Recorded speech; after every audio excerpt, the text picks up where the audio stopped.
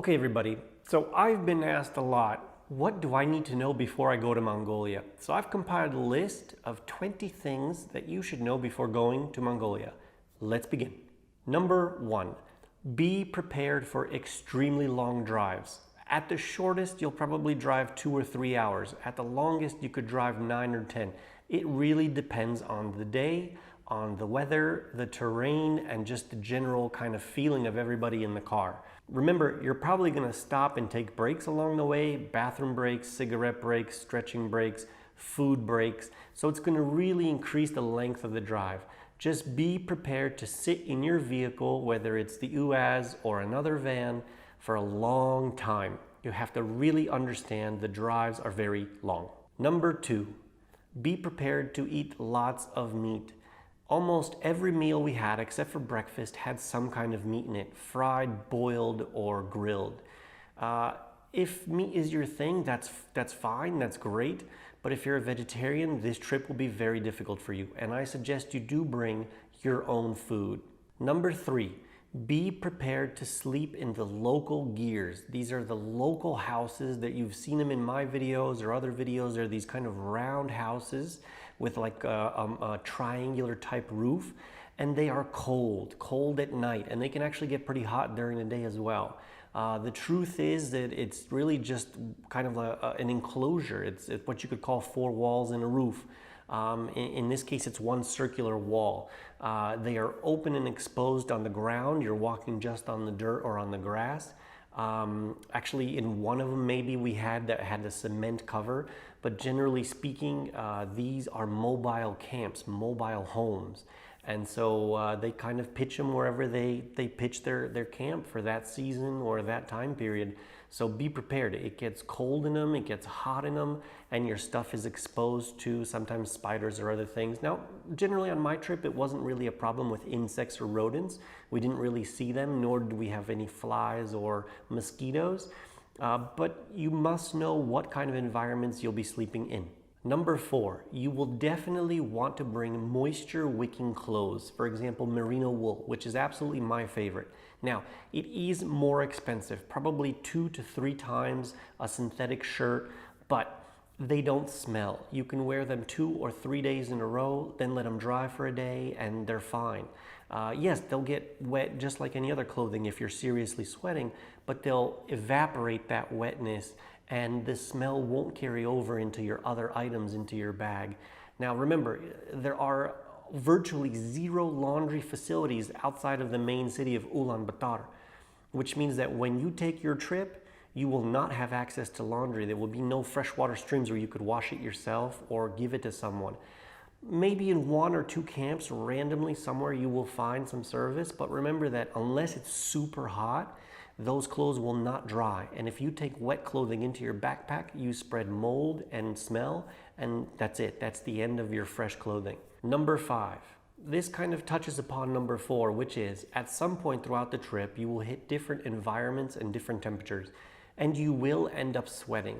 With that being said, you won't have access to showers once or twice or even every day. Sometimes you'll go several days without a shower. For that reason, I recommend you bring wet wipes and take what we call a military shower, which means to use the wet wipes to clean your body.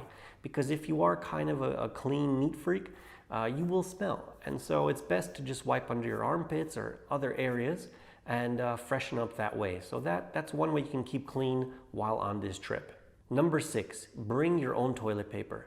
I don't think I have to explain too much about this, other than the fact that you may get stuck having to use the restroom somewhere where there won't be access to paper, meaning you're not in a restaurant or someone's house. And these outhouses that are available for you, they don't have toilet paper waiting. Everyone brings their own. So definitely carry your own. I recommend you take the paper core out and you fold it, you squeeze it because it takes up less space. It's not one big roll. It kind of compacts down. And definitely 1 or 2 rolls. Of course, you will hit stores along the way, so you can buy more. You don't have to pack 10 pieces. But 1 or 2 maximum before you start the trip is great. Number 7. This touches upon the last one, which is these outhouses. Be prepared to squat. These toilets, these outhouses, they're basically 4 walls and a roof. with a small crickety rackety door. In fact, one of the ones I used didn't even have a door. It just faced a big empty field. And yeah, people could see you from very far away if they were out there, or even close if they were in the general direction. But that being said, be prepared to squat. Very few, in fact, I think only one on my trip actually had a seat, which means you're squatting. You're going to the bathroom in a squat position, and if you're not used to that position, your legs will start to shake and hurt very fast. So do some squats, do some stretches. You'll definitely feel it, and it sounds kind of funny, but you will clearly understand what I mean from your very first time. Number 8, do not expect 4-star hotel level of comfort, okay? When you go to these places, they'll tell you you have charging. Sometimes it works, sometimes it doesn't. If you're expecting super clean washed sheets and a pretty nice smell and flowers upon your arrival, you're not going to get that. Okay, these are mobile camps that people live in for either weeks at a time, seasons at a time, or years at a time, and then eventually they move. And so your level of comfort is very basic. You will have a mattress that's probably depressed, meaning it's got a hole or kind of a depression in the middle. Your pillows will probably have been used by other people. So if that's something that kind of freaks you out, there's different ways you can get around that, which is sleeping in sleeping bags, wearing hats while you sleep, or putting a t-shirt on top of a pillow. There's different methods you can use to get around that if that's a little bit weird for you. Number 9, the dust and the heat or cold can be extremely difficult to deal with. If you are not used to traveling, hiking into mountains, or taking long treks into the wilderness, this will be a challenge for you. And someone who has asthma, like myself, it can be very difficult with the dust. So please definitely bring all of your inhalers, all of your asthma, antihistamine medicine, whatever it is you take, and double up, because you will not be able to buy this stuff along your trek. So bring more from home, make sure you have enough quantity to last your trip, and then some in case you decide to extend or you get stuck for a day or two extra due to weather or road issues. So plan forward and plan correctly. Number 10, the weather can be absolutely extreme, meaning hot to cold to rainy, all in the span of maybe 5 minutes to 1 day. So always be prepared. You're going to want to have quick access to your rain gear. You're going to want to have clothing that you can kind of roll up into shorts and short sleeve shirts and back down into long clothing. And again, this is where the moisture wicking merino wool is perfect. Generally, if you get hot, it tends to kind of get rid of that heat, and if you're cold, it kind of tends to keep that heat in. But be prepared. The weather can be extreme in the span of 5 minutes. Always have access to your rain gear. Very important. Number 11, be prepared, because most people will not speak English outside of Ulaanbaatar, and even then, outside of the touristy restaurants or stores, you'll find very few people that speak English. Don't worry, ultimately communication can be made whether you're buying something or you want to ask for something. Hand symbols or whatever can work, so it's not a big issue. Number 12, you will definitely have a horse or camel ride somewhere along your trek. Let me just tell you, if you've never ridden a camel before, it actually is quite difficult. You will definitely feel the pain in your lower back. You sit on them in a very wide stance, and for that reason, it can definitely be a little bit difficult. Also, camels can be quite moody, so don't be surprised if it gives you a little growl or tries to bite at you. But keep in mind, the same rules as when riding a horse, you should apply to when riding a camel. And the main one is, don't walk behind them. They tend to kick people if they feel threatened for some reason when you're standing behind them. Number 13, if you're a vlogger or a photographer, be prepared to bring lots of batteries. I had 3 batteries for my main camera, 6 batteries for my GoPro, and 3 batteries for my drone, and I always had a problem charging. They often tell you you have charging ports or charging stations along the way, but honestly, everywhere you go, charge, top up as much as possible. If you're 75%, go to 90, because the charging stations are rare. In fact, I definitely suggest you bring a car charger, usually dual USB, or if you have a drone, they make those nice ones that plug into the cigarette lighter and then you can charge batteries. Definitely bring those, because you should be charging in the car as well. Number 14, bring a travel pillow. You can purchase really nice, large-size travel pillows that are inflatable from Amazon or from other sources.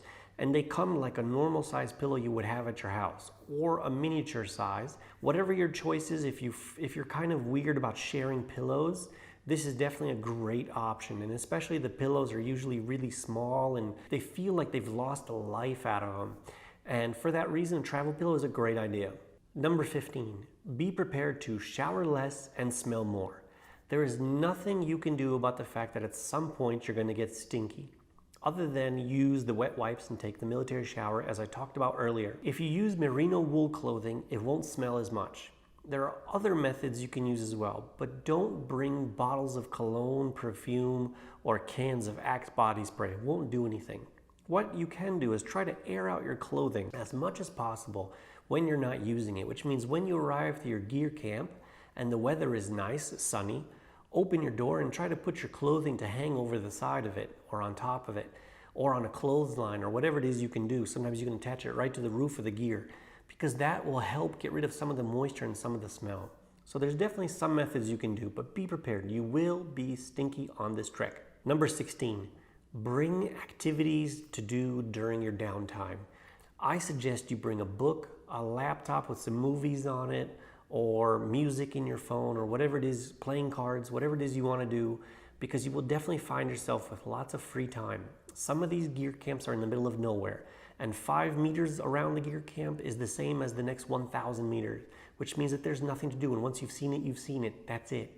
So definitely bring something to keep your mind working, whether you want to play Sudoku, whether you want to read a book or watch a movie, it's up to you. Number 17, bring a quick drying towel. When you shower, the few times you're gonna, you don't want to bring a big cotton towel that's going to soak up moisture and take forever to dry.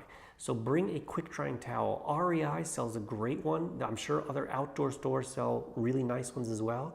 I brought a medium size and it was awesome. It was great, and it would dry in roughly about 15 to 20 minutes and came in a nice little stuff sack pouch. You just want to have your own towel. To be honest, I don't think I saw any showers, even when you could pay for them, that gave you a towel as well. So definitely bring your own, and it should be quick drying. Number 18, bring a headlamp. There'll be many times at night where it gets dark or it's pitch black outside, the moon's not up, so you can't see anything. You need to use the restroom, you need to go outside for a cigarette break or whatever it is you want to do, take some photographs. That being said, bring a headlamp. I suggest the two-tone, two-color. They have a blue light and then a red light, and the red light's much softer on your eyes at nighttime when you've just woken up and you need to use the bathroom in the middle of the night. It's less invasive for your friends that are sleeping because they don't have to get woken up by a bright light hitting them, and also for you because you can easily fall asleep when it's a red light versus a blue light and suddenly your brain wakes up thinking it's daylight. So two-tone, red and blue, definitely the way to go. Number 19, bring an inflatable mattress.